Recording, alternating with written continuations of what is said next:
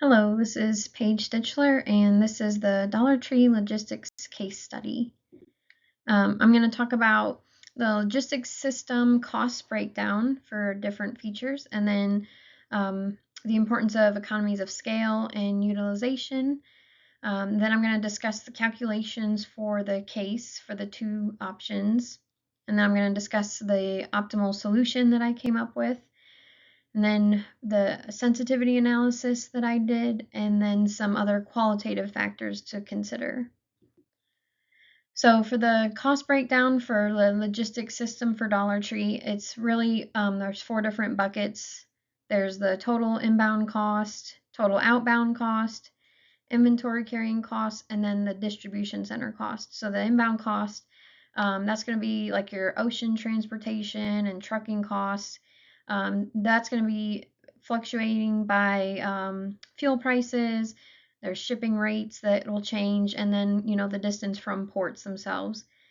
Then for the distribution center cost, there's going to be rent, utilities, labor, and then that can be fluctuating by the size of your location, and then labor rates in the area, and also like the location and the size and everything. And then for the outbound cost, that's going to cover the delivery to your stores from the distribution center.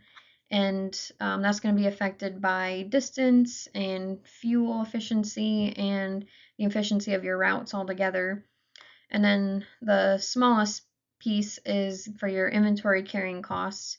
So that's going to be your cost to store the parts and insure them. And that's going to be driven by your inventory turns and also your variability in demand and interest rates. So for the supply chain costs for Dollar Tree, economies of scale is, I think, for them very important because um, if you're able, you can spread your costs out over larger volumes of product. So Dollar Tree is going to bring in, all these bulk shipments in higher volumes, and that helps them spread out some of their costs. And it also makes it easier for things like automation and robots when you have larger volumes, more bulk quantities. It's easier for the automation to handle a process like that instead of picking small random parts all over the place. And then, utilization is also very important to consider because if you're over your utilization, then there's going to be extra costs associated with that because you're going to be over your capacity. So you'll have added costs from missing shipments. You're going to have higher carrying costs because you're holding all this inventory. It's taking up all this space. And then, you may have to be paying overtime and that sort of thing to get stuff out to your stores. But then if you're underutilizing your space, then you're wasting money there too because you're not stocking enough product to service the demand that you have. So you may miss shipments there because you don't have the product, and then you're also paying, for empty shelves. So you want to find kind of a sweet spot for utilization that you're not too far under and wasting space, but you're not over utilized and you just are full to the brims and wasting money holding all that inventory. Some other things to consider that affect your supply chain costs: transportation optimization. So, consolidating shipments on trucks and being efficient with your routes. So that's going to help lower your costs. And then also bulk purchasing, buying from your suppliers in larger quantities, larger scales should give you lower costs per piece. And, having more of less products is going to be cheaper than having to store a larger variety of products at smaller quantities. And then another strategy is based on the order fulfillment side, things like just in time. So you're basically having stuff come in about when you're going to need it or when you're going to use it. So you're not bringing in all this inventory and letting it sit there and just stock on the shelves for a while, paying for that carrying costs and all that stuff. You're kind of having it, you're using the system to know exactly what you need and when, and you have it come in and go right back out, and less waste there. So as for the two options for the case study, option one is to expand Briar Creek. So right now it's a 603,000 square foot facility, and you would expand it by 400 square feet. So it would just be one location, but it would be larger to 1,003,000 square feet. Option two is to add a new location in Hartford. So right now you've got your 603 square foot facility in Hartford, and you would still, you have the 603 square foot facility in Briar Creek, Pennsylvania, and you would keep that one, but then you would add another 600 square foot facility in Hartford, Connecticut. So I did want to add a map in there just to show kind of where the locations are. So this is where your Briar Creek location is, in Pennsylvania. And so option one is to just expand this location to make it larger. Option two is to keep this location, but then add another one over here. And I wanted the map to kind of show, because I'll talk later about some other benefits of having that location. So as far as the calculations for option one, it's for the Briar Creek expansion, that's where you're going from 600,000 square feet to 1,000,000 square feet. So we did the calculation in class really with the Zoom call. So I replicated that, and basically we took the data from the Joliet location, which is 1.2 million square feet. So it's closer to what we would end up with if we expanded Briar Creek. So we did some math to kind of get what a fixed cost would be that would be more similar to once this expansion is to the size it is. So that allowed us to get these fixed costs and then these variable costs for expanding. And then for option two, the exhibit 11 gave a breakdown for the cartons of, if you added the new location, you'd have X amount of cartons from this location each year, and X amount of cartons from this location each year. So I used that to calculate the fixed and variable costs. And so they're essentially splitting a little bit. It's not 50-50, but they're kind of splitting the demand between the two. So it ends up being pretty close to the same facility costs for option one expanding, or option two adding the new location in Hartford. So then for the next calculation is for the outbound transportation costs. And we also went through that in class.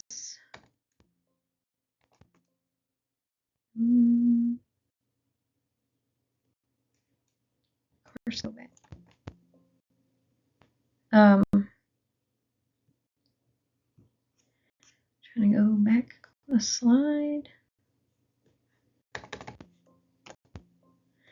So the outbound calculation, or the outbound transportation costs, we had to do it for the top. At the top is for the Briar Creek, Pennsylvania location, which we did in class, and then I replicated it down below to give, you have your costs for the old distribution center and the new distribution center. So you did a similar formula, but there's different data for, the distance to the first store was 160, and for the new distribution center is 95. So there's a slight difference there, and then the average stores per trip were slightly different. I highlighted in red though. I had to make some assumptions. The data wasn't provided, so I kept it the same, the cost per mile for these two, and also the distance to the next stores I also kept the same. And when I looked at the other exhibit for all the other locations, it looked similar as well for an average. So once we did the facility costs and the outbound transportation costs, the solution, this was just totaling everything up for the two, and option 1 came up to 56 million, and option 2 came up to 48 million, and so it was saying that option 2, when we're just basing it off of the this cost comparison, option 2 seems to be the better choice to build the new location, which is, a lot of it is driven by the transportation. When you split the two locations apart, you are closer to some of your stores, so that's helping reduce some of your outbound transportation costs. And then, to the facility costs on smaller um, two smaller facilities versus one larger facility was also a difference. So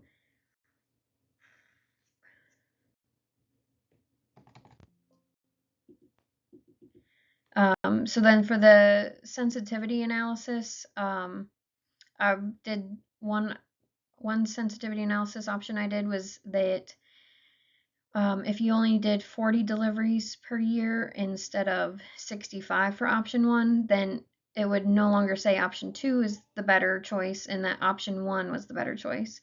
The only reason you would do 40 deliveries a year instead of 65, though, would be if your sales drop substantially, which then that would affect other cost components that's not in this chart. So yeah, maybe these costs would go down, but also, your sales and everything else are going to go down. So it's not necessarily like a good scenario. It's just that these costs would be low enough that it would be the more efficient option at that point if you did 40 deliveries a year instead of 65.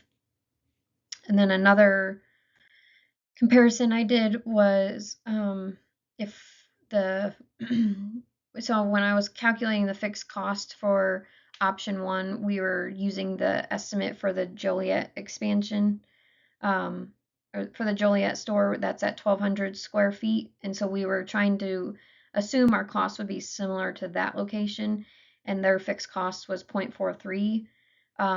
But the current Briar Creek location, their fixed cost is 0.20. So if we kept our fixed cost closer to the 0.20 instead of closer to the 0.43, then option 1 becomes again the better choice in that scenario. So some other things to consider, because right now the math is just saying option 2, the new location in Hartford, would be the better choice, but some other considerations is the capital expense. So if you build a new location, you're going to have, you're going to have to obtain land. You're going to need more employees because some things can, if you have one location and you make it larger and expand it, some of your employees can still handle the same amount of workload. But if you have two locations, then you need, double the employees essentially. So, for example, somebody working the front desk, if you have one larger location, you still have that one person working the front desk. But when you have two smaller locations, now you need one person working the front desk at one person working the front desk at the other. So some job responsibilities wouldn't be able to cover both facilities. So you would have to double up on some employees. And then also like the cost to build the new location and get the land. So there is some upfront capital expense when you're that's higher when you build a new location instead of expanding a current one.